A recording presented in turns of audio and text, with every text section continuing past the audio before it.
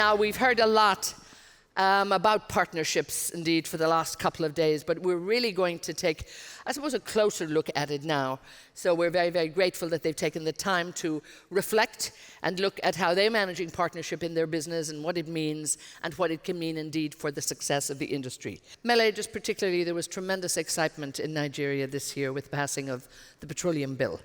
So this is going to open, great opportunities for partnership in Nigeria. What would you say to people to attract new investment and partnerships for you? I think, thank you very much, Ellen. Our industry has been struggling with the fiscal environment in Nigeria, issues around when investors put their money, can they get back their money with the returns that they deserve?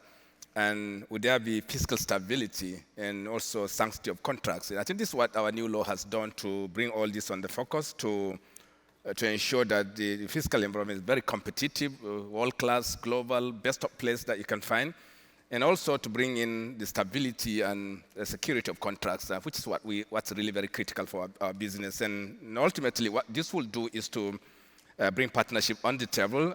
We have very robust partnership today working for us. We're looking forward to much bigger ones. But the promises are very clear.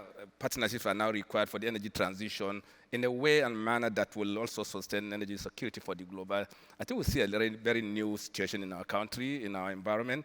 And as we transit to the next level, which is probably using us as the transition fuel of choice globally, that's everybody accept this. And probably there's no better place than being in Nigeria today with the clear fiscal environment, more transparency, more accountability, sanctity of contract ensured, and of course, more importantly, the world needs the gas to move on. You talked a lot about the new technology and the new partnership, and I think again, there's so much passion in the way you describe it, but talking very much about the people that you're working with. What are you looking for when you're looking at partners? And are you looking at perhaps new, innovative, smaller players as well as the key traditional players that you would have worked with over the years? Well, that's the fun part of this energy transition, is that a lot of new players are stepping up and creating technologies. Some are doing it in their garages, and some just have ideas that they bring to us that they want to execute on. And Simvita is a small company here in Houston, bio company that developed this process of converting CO2 to bioethylene. And they're an exciting group of guys that just had a great idea. And now we want to help them implement that and execute that and make that become a much bigger thing. Carbon Engineering and Net Power are companies that just needed somebody to make a commitment to actually build their concept. They had built a pilot plant, each of them, and now our plan is to take that beyond the pilot plants. And actually the Net Power pilot plant was recently put on the grid here in Texas, and so the technology is valid, it works, and they just needed a partner that's ready to make the commitment to go build it. And lots of this is happening. There's a lot of smaller companies that have great ideas and just need a partner to help them move it further down the road. Olivier, you talked a lot about collaborative mindset, and I've had the distinct honor of moderating some of your sessions over the years, your big conferences, and really you bring together such a diverse group of people in the industry. And I think this is where you look out. Have you seen over the past few years, you're looking wider in terms of who's coming into your partnership family, so to speak? Yeah, I think what we have recognized is that the source of innovation don't always lie in our industry. So I think we have to recognize that, and that's particularly true for the sustainability, that we need to build a sector coupling alliance, and we need to reach out beyond our domain, beyond expertise, and trust partners that have a vested interest to invest, participate to the industry. So we have been very pleased with the partnership we have established, particularly in the digital domain, with all the major digital company, and I think they have partnered with us transparently. We have been sharing teams and working as one team to help Chevron and others.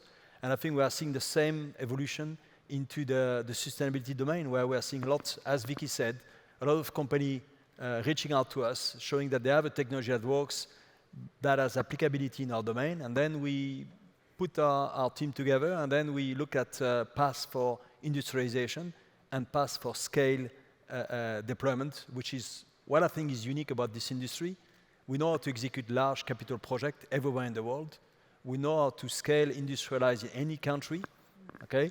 And I think we are not afraid of technical challenge. So I think we have the talent pool, we have the capability, worldwide footprint, and we have, in my opinion, the technology know-how to embrace this. So I think collaboration is just the mindset we need to add to be a little bit more open and to go faster.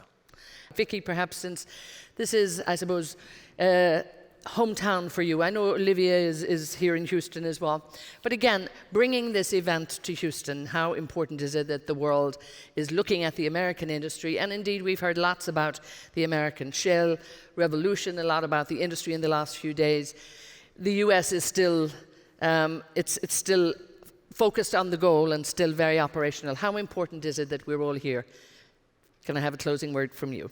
I think it's critically important, and it's appropriate too, because still Houston is the energy capital of the world. There's a lot of innovation that's happened in the U.S. oil and gas industry.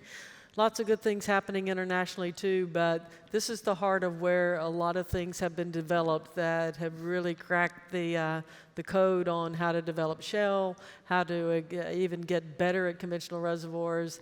Schlumberger has done a lot of work. You know, they have a Paris office too, but the Houston office here is pretty important. And I think for our industry, this is where the heartbeat is. I would say that Abu Dhabi is important too on an international basis, but it's critically important to come from here.